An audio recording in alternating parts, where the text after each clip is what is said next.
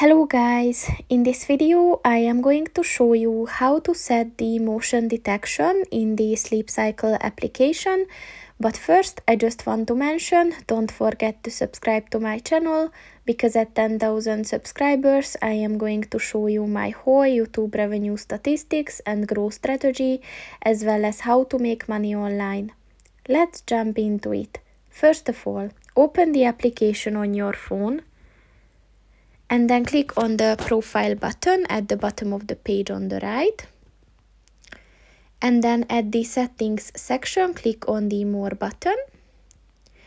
And if you scroll down at the alarm section, click on the motion detection button.